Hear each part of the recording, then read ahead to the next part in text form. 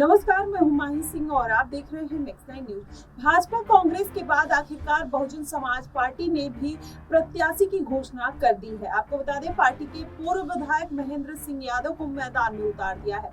इससे पहले भाजपा वर्तमान सांसद राजेश वर्मा और कांग्रेस पूर्व विधायक जो थे राकेश राठौर को प्रत्याशी घोषित कर चुकी है। वहीं महेंद्र के चुनाव मैदान में उतरने से मुकाबला त्रिकोणीय हो गया है। वहीं आपको बता दें, महेंद्र को उम्मीदवार बनाए और पार्टी की सपा से परंपरागत वोट में सेंध लगाने के साथ ही भाजपा के कुछ मतों को अपने पाले में लाने की रणनीति का हिस्सा माना जा रहा है।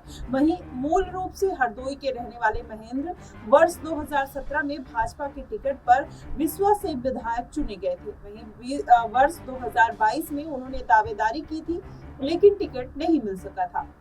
इस बार लोकसभा चुनाव के लिए वह भाजपा से दावेदार थे, लेकिन टिकट राजेश वर्मा को मिल गया। इसके बाद वह बसपा से टिकट के लिए प्रयास कर रहे थे। जिले में बसपा की जमीन मजबूत रही है। आपको बता दें, 1989 से 2019 तक हुए 8 चुनाव में 3 बार बसपा को यहां से जीत मिली है। इसके बाद पार्टी के प्रत्याशी 3 बार दूसरे और 2 बार तीसरे और 1 बार चौथे स्थान पर रहे। इसके बाद भी पार्टी की ओर से प्रत्याशी की घोषणा की गई थी। आपको बताएं, जब 18 अप्रैल को अंक में मजबूत जमीन पर बसपा नहीं तय कर पा रही थी, तो प्रत्याशी शीर्षक ने एक समाचार प्रकाशित किया। इसके बाद शुक्रवार को पार्टी की ओर से महेंद्र सिंह यादव को उम्मीदवार घोषित कर दिया गया। अब ऐसे में माना जा रहा है कि मायावती ने जो ये उम्मीदवार उतारा है, कहीं ना कहीं ये बसपा और के लिए मजबूती तो देगा ही, लेकिन सपा के लिए और भाजपा के लिए कहीं ना कहीं मुसीबत बनकर खड़ा हो सकता है। क्योंकि महेंद्र यादव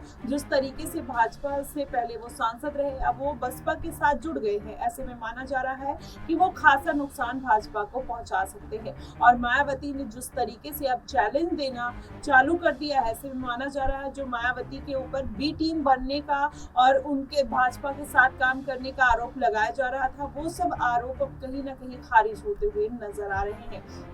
बसपा फिर से अपनी पैठ और जमीनी स्तर पर जनता के बीच अपना जनाधार मजबूत करने में लग गई है। वैसे में माना जा रहा है कि मायावती इस बार हो सकता है आने वाले चुनाव में कुछ बड़ा खेला कर सकती हैं और इस सीट से मायावती की जीत भी अब तय मानी जा रही है। क्योंकि महेंद्र यादव का जो दबदबा है वो भाजपा में उनका जनाधार भी था और उसके बाद वहां के लोगों में उनका दबदबा अभी भी कायम है। तो ऐसे में माना जा रहा है कि मायावती यहाँ से एक अच्छी पकड़ के साथ जीत को दर्ज कर सकती है। लेकिन देखना होगा कि बसपा जिस तरीके से इस बार मजबूती के साथ खड़ी है, आने वाले दिनों में अगर उसको उतनी सीटें नहीं मिलती है तो क्या बसपा या मायावती उतनी ही सीटों के साथ खड़ी होते हुए नजर आएंगे।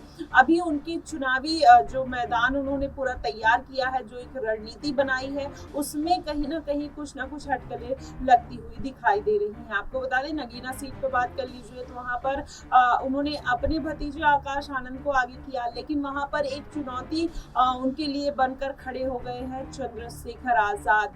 और आप बात कर लीजिए मेरठ सीट पे, तो वहां पर भी मायावती ने एक मजबूत दावेदार को उतारा, लेकिन वहां पर अरुण गोविल कहीं ना कहीं अब एक मजबूत दावेदारी के रूप में सामने आए। तो मायावती को ऐसी तमाम सीटों पर, आप बदायूं की बात कर लीजिए, आप कैराना की बात कर लीजिए, गाजीपुर की तमाम ऐसी सीटें हैं जहां पर मायावती ने बहुत मजबूत कैंडिडेट्स उतारे हैं। लेकिन अब क्या मायावती को उस तरीके से 2019 में जो उनको जीत मिली थी, जो उन्होंने शिकस्त दी थी इतनी सीटों पर, क्या इस बार वैसा कुछ कमाल होता हुआ दिखाई देगा?